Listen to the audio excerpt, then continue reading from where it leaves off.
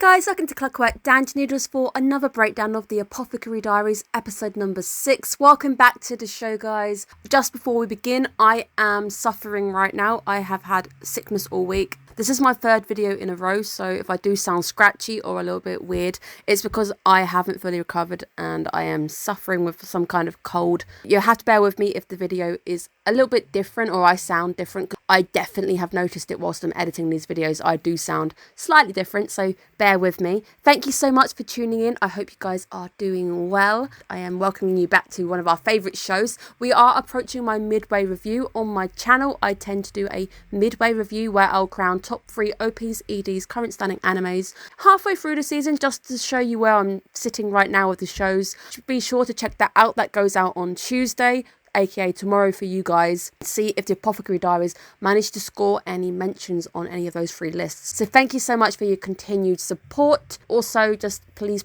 no spoilers. I haven't read any of the source material for the show, and I love to go into these things blind. It's more interesting for you guys to look at how bad I'm getting things wrong. I will sadly say I've had a couple of spoilers. They're big, and I'm quite sad about them because it's spoiled this week where I would have probably picked up on the hint. Avoid as many spoilers from original source as possible. If it's mentioned in the episode, go for it, because everybody, I presume, watches the show first and then comes here. If you are doing it the other way around, then I guess you're just like chaos.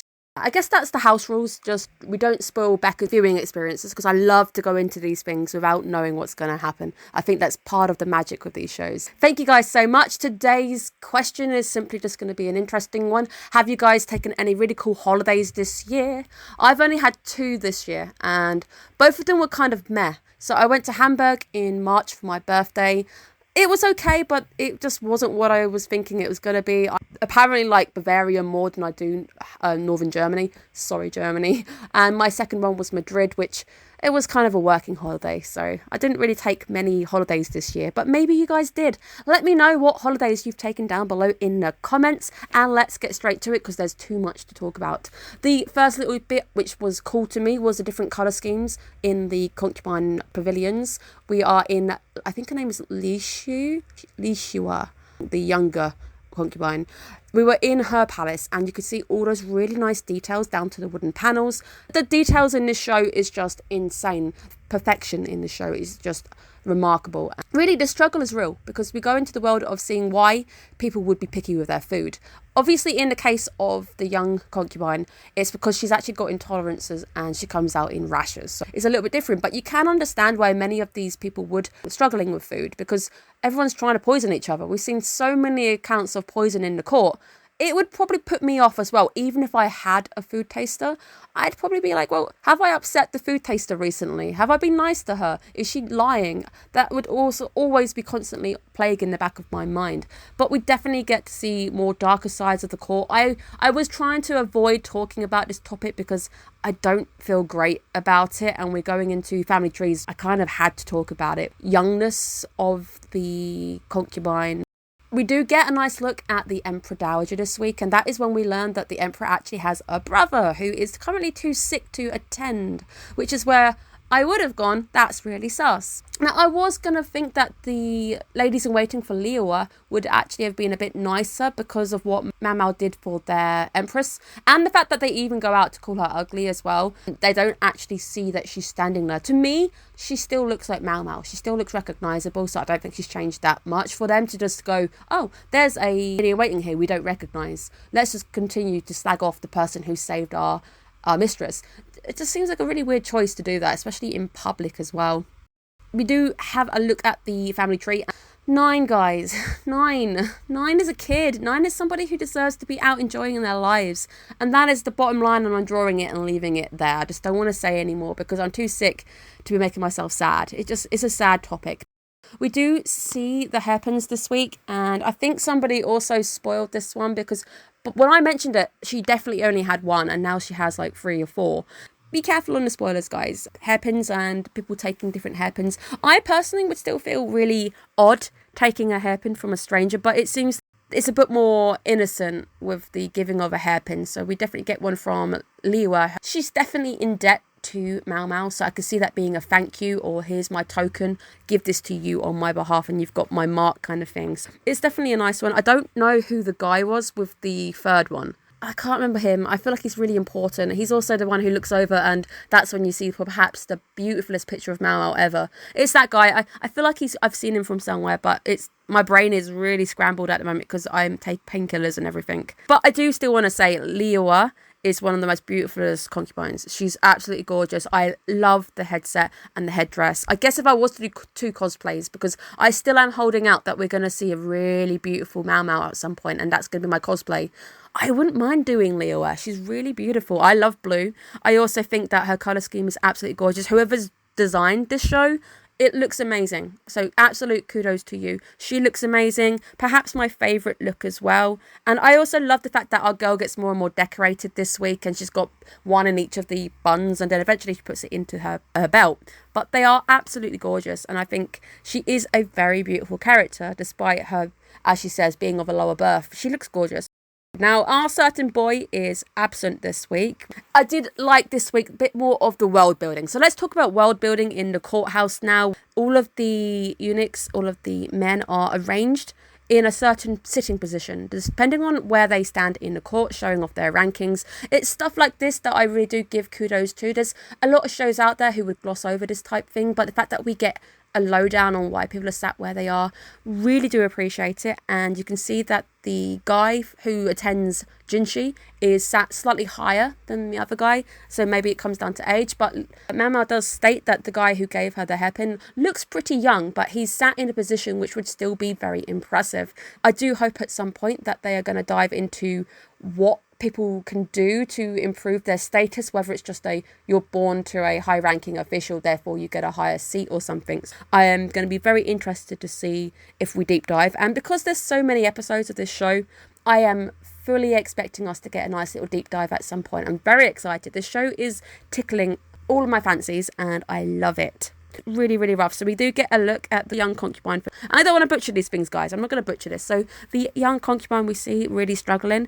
I am sympathising completely because I can't eat fish. I can't do it. I can't bring myself to it. And I've developed an intolerance to it because of how much I put it off. So when I did try to do the whole, oh, you've cooked me a meal and it's got fish in it, I'm going to try and be polite, it wasn't great. It wasn't pretty. So I can't handle fish. So I really did appreciate this sequence where you can see how scared she is. She's doing her best to do what she can. I also do appreciate what the guy in the audience says. Like, what's so fun about seeing people scared for their life to actually eat? There's nothing fun about it. There's a lot of different faces going on this week, and the taster with the evil smile was a bit, I'm suspect of you. And I think Maomao's also suspect of you, but I think she's being nice because she knows that if there's actual evidence of you doing something, it's beheading. She tries to frighten her to behave. Now, the most beautiful illustration of Maomao appears this week. Naturally, it's when she's swallowing poison.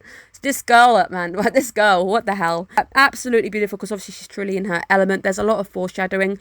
The smile, the evil grin, made me think there was something else going on. I feel like maybe she's upset her lady-in-waiting, or the lady-in-waiting is trying to offer for some reason, because it definitely looked like she knew what she was doing and she was expecting her to be poisoned. That meal had then been swapped and it was going to be given to the other concubine, saved because Maomao loves her poison. So it seems somebody made a mistake with mixing them and the target really was the younger concubine. Maybe the lady in waiting was expecting it not to have been switched and was still waiting for her to come down coughing or something. I don't know.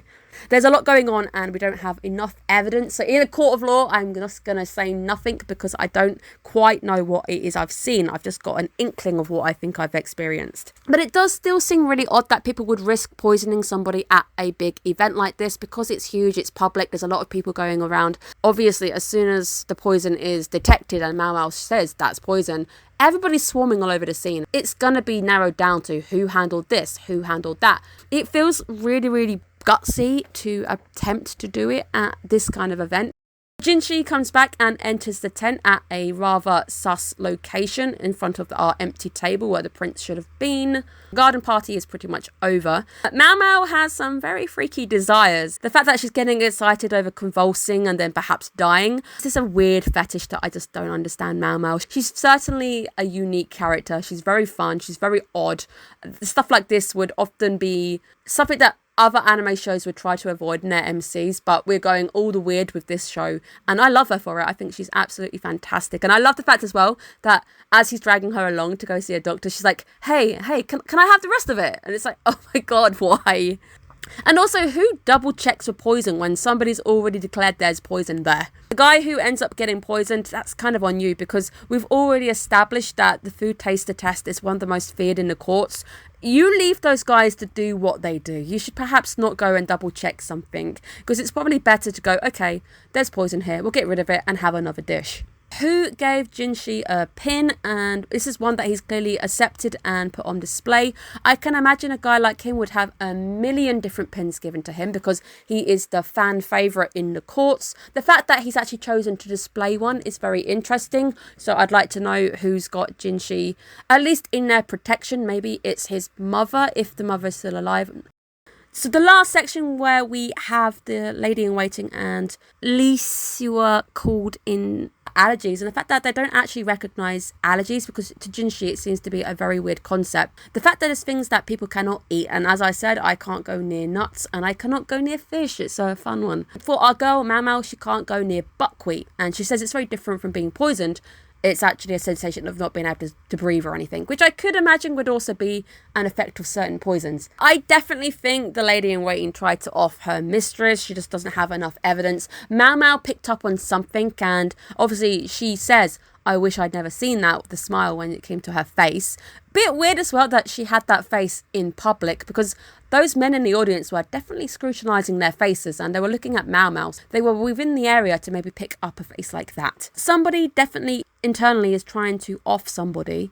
There's also this ongoing plot with the tablets. So we finally got my wish come true that there's actually an ongoing plot. What's going on? Somebody's behind the scenes. I love the fact it's not solved in one episode. This is my pace, baby. You're speaking my language. Somebody definitely wants to get rid of the young concubine. The only one that comes to mind if you're talking about politics and everything is the purple one. Because if you looked at the initial chart, the former emperor had two mistresses, two consorts. She then vanishes for a little bit, then comes back. But there was another consort, which I think is the purple lady. And I don't know if that means the current consort takes her as well. This is what I was getting confused with. There's obviously 4 consorts that he's got. The purple one, I think, came from his dad as well. I'm so confused, guys. The Empress Dowager wasn't included on the original chart that we saw. Go and mull it over now, and also take a lot of medication because I feel really bad. But thank you guys so much for tuning in.